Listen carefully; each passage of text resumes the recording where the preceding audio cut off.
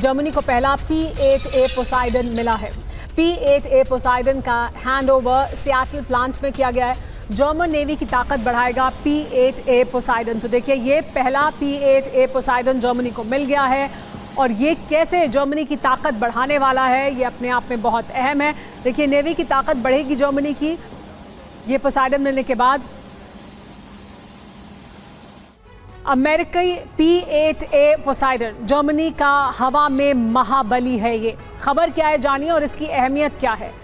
Germany को पहला P-8A Poseidon मिल गया है। जर्मनी को अमेरिका से मिला है ये P-8A पोसाइडन।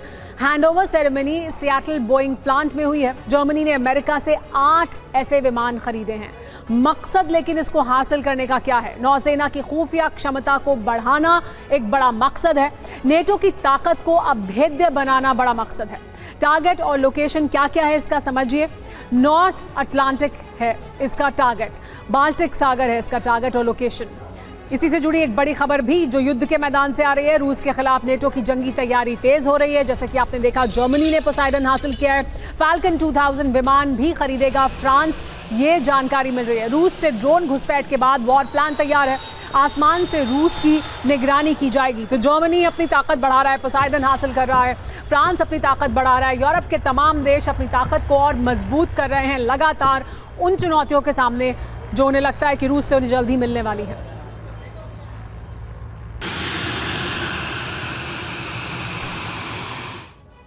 फ्रांस का ऑपरेशन फाल्कन क्या है? बड़ी बात यह है कि रूस के खिलाफ युद्ध की तैयारी में जुटा हुआ है फ्रांस।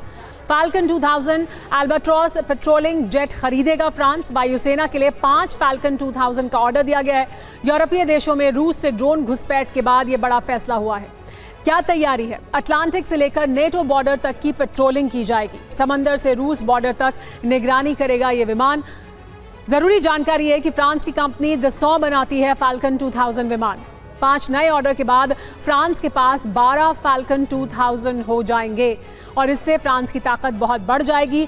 रूस यूक्रेन की जंग क्या ग्लोबल न्यूक्लियर तबाही का कारण बनने की ओर बढ़ रही है?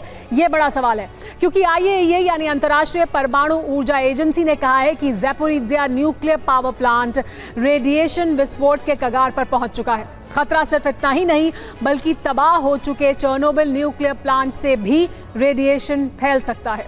यूक्रेन इस खतरे का आरोप रूस पर मढ़ रहा है और रूस इसके लिए यूक्रेन को दोषी ठहरा रहा है। इस रिपोर्ट में विस्तार से जानिए मसला क्या है। धरती पर पहली बार ऐसा हो रहा है कि बीते 3 साल से कोई परमाणु रिएक्टर बारूद से घिरा हुआ है।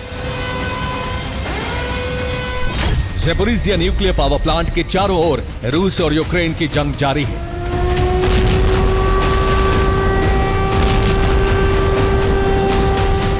प्लांट पर रूसी सेना का कब्जा है और यूक्रेन इस प्लांट पर अपना अधिकार चाहता है। अब IAEA की रिपोर्ट है कि ज़ैपोरिज़िया न्यूक्लियर रिएक्टर रेडिएशन विस्फोट के कगार पर है। रिएक्टर के कूलिंग प्लांट की सप्लाई लाइन ठप पड़ी है। प्लांट के अंदर 3 बड़े डीजल पावर जनरेटर से कूलिंग प्लांट चल रहा है। अब सिर्फ 10 दिन का डीजल ही न्यूक्लियर प्लांट के अंदर बाकी है।